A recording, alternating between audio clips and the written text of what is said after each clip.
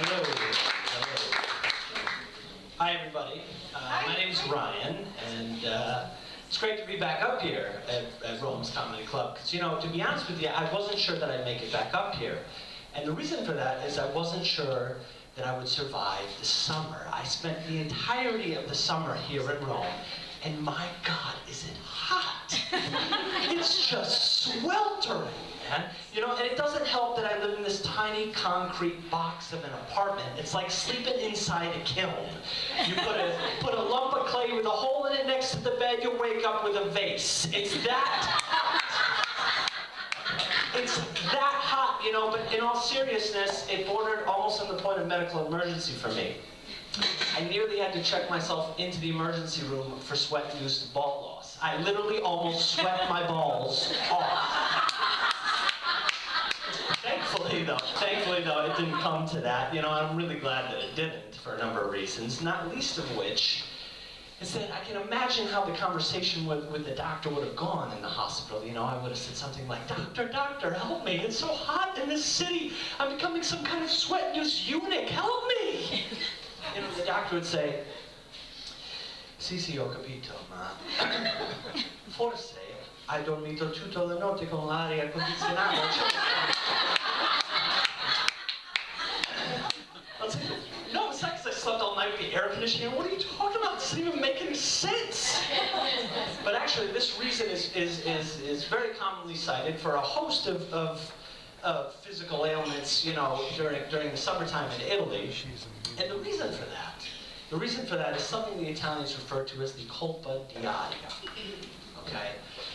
This is a sort of an affliction unique to the Italians. It doesn't appear to exist outside Italy, so it's very difficult to translate. But what it basically is the belief that cool or cold air can cause a host of physical problems, you know, disease and suffering.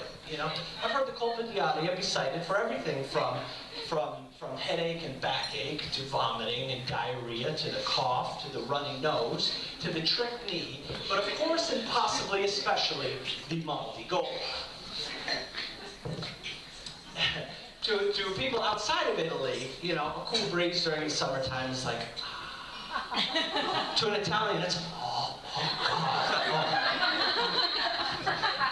At my house, at home, we don't have air conditioning. What we do have is a really nice fan. And it actually is a nice fan. It's one of those stand-up type deals, column. It's got 3 speeds and all that. It's great. The problem is that I'm never allowed to use it.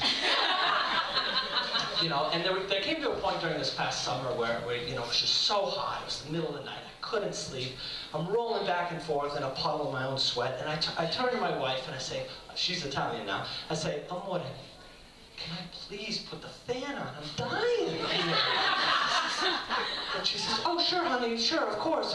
And she gets out of bed, ever the dutiful wife, she goes over to the fan and she does this. And she comes back to bed. And I said, amore, is the fan on? Sì, certo, sì. Well, where is it? Oh, it's over there. Well, what's it doing over there? Well, I wasn't going to sleep the whole night with the air directly on me. What are you, crazy? This is the colpa diaria, my friends, okay?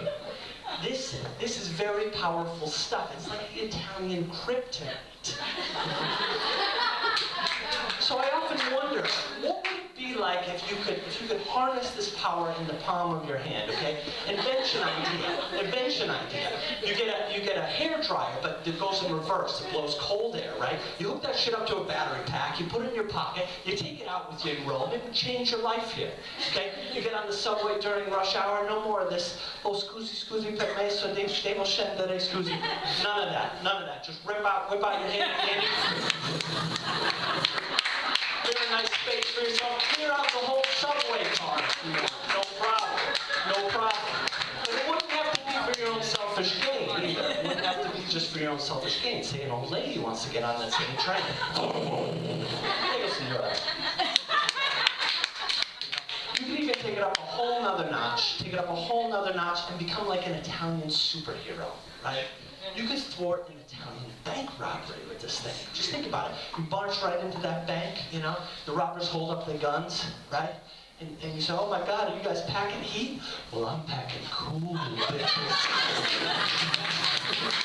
You totally saved the day. You totally saved the day. But you know, I kid the Italians. I really don't mean any offense. And you know, it's you know, if some people don't like cool weather, they don't like cold air. That's fine. That's your business. You know, the problem is my body just wasn't programmed for this heat.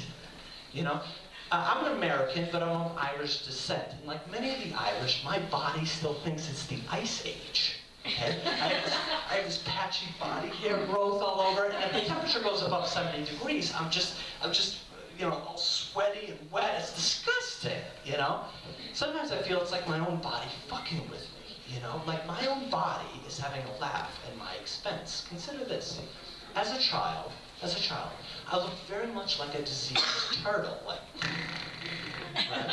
But yet as I get older, with each passing year, I look more and more like Gene Wilder. I am actually morphing into Willy Wonka as I get older. Now this is the original Willy Wonka, mind you. This is not the Johnny Depp version of a few years ago.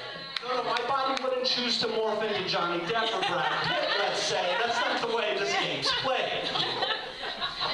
This is me against myself. This is my own body fucking with me, you know? And this was tough, especially as a kid, because I just have, like, as a result of this, I have zero athletic ability, just none. I can barely control this thing, you know? But other than the diseased turtle thing, I more or less looked fairly normal. So people would encourage me to try out for the team or whatever it was, you know? So but these poor coaches, the teammates of mine, I mean, it was just a disaster every time, you know? They'd be like, okay, Ryan, throw me the ball. Throw me the ball, Ryan. Okay, you can't throw, you can catch though, right? You can catch, here you go. Oh no, okay, oh my God, well can you run? Can you just run? Maybe you can handle just running? Can you just run, you know? So for a while, running was the only athletic endeavor I could truly handle, you know? But even with that, my body found interesting ways in which to fuck with me, you know?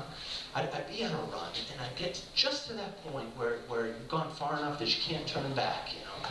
Just to that point where there's not a patch of woods, not a tree, not even a shrub anywhere in sight, you know? It's at that point that I'd suddenly have to take a monumental shit, you know? And so the run stops becoming a run. It becomes like a frantic duck walk, you know? And the hand instinctively goes back here. I don't know why it goes back here, you know? There's no pushing it back in. Once it's coming out, you know? And this brings up one of life's most difficult catch-22 situations, because I gotta get to a toilet, you know? But if I keep running, I'll never be able to hold it. But yet if I don't run, I'll never make it. Thank you all very much. We'll see you next time. Thank you.